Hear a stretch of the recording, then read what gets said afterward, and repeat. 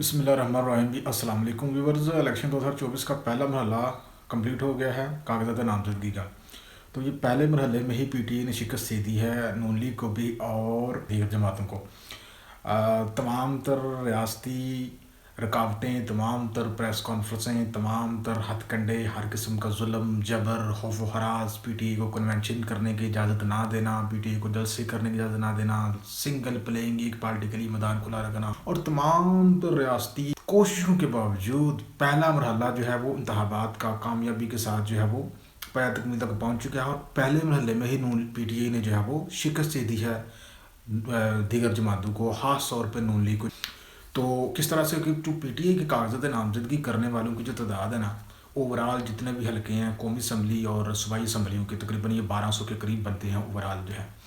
तो इन तमाम हलकों में जो ओवरऑल कागजात नामजदगी जमा करवाए गए हैं वो सबसे ज़्यादा पीटीआई के उम्मीदवारों ने जमा करवाए हैं। कितने जमा करवाए हैं? तकरीबन 2434 उम्मीदवारों ने कागजात नामजदगी जमा करवाए हैं।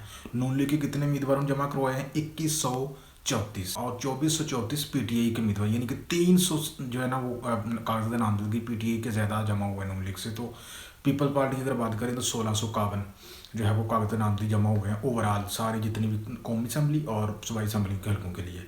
तो पहला मरहला जो है वो कामयाबी के साथ पूरा कर लिया है पीटीआई ने। अब बात करते हैं जी अगले मरहले की। अब अगला मरहला जो है 25 से लेके, यानी कि आज से लेके 30 तक ये अब इन कागजात नामजदगी की स्क्रूटनी हो गई, यानी कि जांच पड़ताल हो गई। इसमें जो है ये हतमी मरहला है। अब इसमें देखना है कि किन के कागजात जो है वो मुस्तरद होते हैं और किन के कागजात को एक्सेप्ट किया जाता है। तो पहले महले में तो कागजात की छींटा छांटी तो की गई लेकिन फिर भी हर तमाम हलकों में पीटीआई के जो कागजात नामजदगी हैं वो जमा हो गए मासवे चंद एक हलकों के। अब जो अगला मरहला है स्क्रूटनी का, इसमें देखना है कि इसमें पीटीआई को कितनी कामयाबी मिलती है और इसमें कितने लोगों के कागजात जो है वो एक्सेप्ट किए जाते हैं और कितने रिजेक्ट किए जाते हैं। तो आइए देखते हैं जी ओवरऑल जो पाकिस्तान भर में बड़े मुकाबले होने वाले हैं। बड़े मुकाबले कौन कहाँ से जो है वो इलेक्शन लड़ने वाला है, बड़े जो रहनुमा हैं उनके बारे में आपको बताना होगा। सबसे पहले हम बात करते हैं जी इमरान खान साहब। इमरान खान साहब जो है इनके कागजात नामजदगी जमा हुए हैं इनके आबाई हल्के NA89 मियाँ वाले से। इसके अलावा इन्होंने लाहौर के NA122 NA122 के हल्के से भी कागजात नामजदगी जमा करवाए हैं। इसके अलावा जो है इसी हल्के से पीटीआई के लतीफ़ खोसा और ख्वाजा साद रफ़ीक भी मध्य मुकाबले होंगे।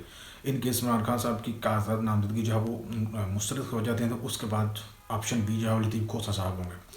उसके बाद बात की जाए तो इस इलेक्शन 2024 के इलेक्शन का अगर मैं बात करूं जो सबसे बड़ी फाइट होने वाली है 2024 के इलेक्शन में मेरी नज़र में, वो होगी जी सनम जवेद और मरीम नवाज़। मरीम नवाज़ के मुकाबले में पीटीआई ने सनम जवेद को जो है वो मैदान में उतारने का फैसला किया है, लेकिन सनम जवेद सब के जेल में है। उनका इलेक्शन जो है उनके हल्के के लोग लड़ेंगे। सनम जवेद जेल से जो है इलेक्शन लड़ेंगी मरीम नवाज़ के खिलाफ। फरवरी 2008 को ये मरहला जो है बड़ा ही इंटरेस्टिंग होने वाला है। तो ये कौन सी जगह है? ये होगा जी लाहौर का है PP 150, जहाँ से मरीम नवाज़ और सनम जवेद जो है मध्य मुकाबले होंगे। तीसरा बड़ा मुकाबला जो है हमारे सामने आने वाला है जी उस्मान डार की वालदा जो है रेहाना इम्तियाज़ डार, उनका, और उसके साथ साथ हैं जी ख्वाजा आसिफ साहब जो कि इस हल्के से कभी भी नहीं हारे। 2018 के इलेक्शन में भी हारे थे, फिर उन्होंने बहुत इंपॉर्टेंट पर्सनैलिटी को कॉल की कि हम हारे हैं तो भाई हमें जिताया जाए, तो फिर उनको जीत नसीब हुई।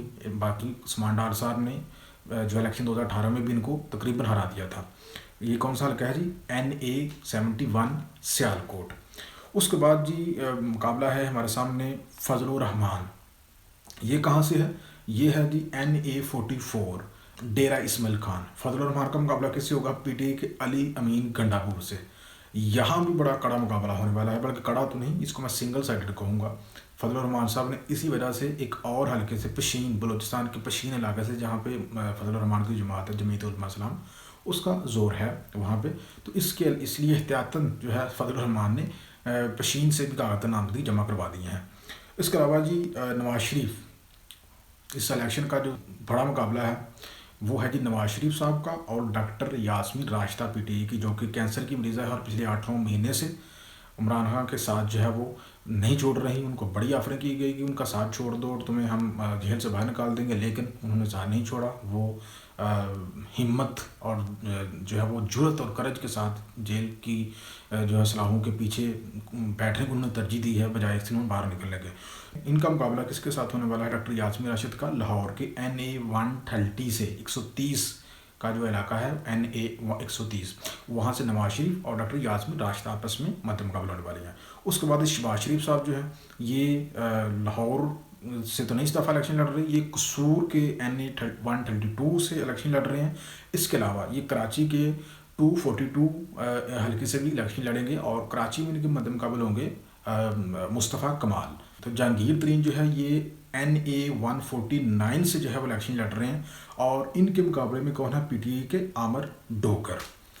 उसके बाद जैन कुरैशी हैं, ये NA 151 मुल्तान से पीपल्स पार्टी के अली मूसा गिलानी से मध्य मुकाबले होंगे। चौधरी का मुकाबला बड़ा इंटरेस्टिंग होने वाला है 2024 के इलेक्शन में। चौधरी परवेज़ इलाही जो है ये मध्य मुकाबले होंगे चौधरी शजात हुसैन के बेटे चौधरी सालिक हुसैन से। कहा NA 64 गुजरात में इनका मुकाबला होगा जी दोनों का। उसके बाद जी चौधरी निसार और गुलाम सरवर खान, ये NA 54 टेक्सला से मध्य मुकाबले होंगे। यहाँ पे भी PTI का जो उम्मीदवार है उसका फैसला होना भी बाकी है। इसके अलावा जी बड़ा मुकाबला है मानसेरा के हल्का NA 15 में, जहाँ पे मुकाबला होगा तरीके इंसाफ के कैदी आज़म सवाती और नवाज शरीफ। इनके दरमियान भी बड़ा मुकाबला है। अब देखना यह है कि इस हल्के की आवाम जो है वो क्या फैसला करती है 8 फरवरी को। इसके अलावा जी शाह महमूद कुरैशी ये लड़ रहे हैं जी मुल्तान के NA 150 से और इनके मध्य मुकाबले कौन है, जवेद हाशमी। अब जवेद हाशमी का अभी ये मालूम नहीं है कि जवेद हाशमी PMLN की तरफ से लड़ रहे हैं या वो इंडिपेंडेंट लड़ रहे हैं। बहरहाल इनके मुकाबले में जवेद हाशमी साहब हैं। इसके अलावा जी बिलावल भुट्टो जो हैं वो लाड़काना के हल्के NA 149 से लड़ रहे हैं और आसफ अली जरदारी नवाब शाह सिंध से NA 207 से लड़ रहे हैं। तो इनकी जीत तो कन्फर्म है, सिंध में इनका होल्ड है। तो ये ओवरऑल सूरत हाल जो आपको सामने रखनी थी। वीडियो अच्छी लगे तो लाजमी लाइक कर दिएगा और मज़ीद इलेक्शन के अपडेट के लिए आप मेरे चैनल के ऊपर विजिट करते रहिएगा।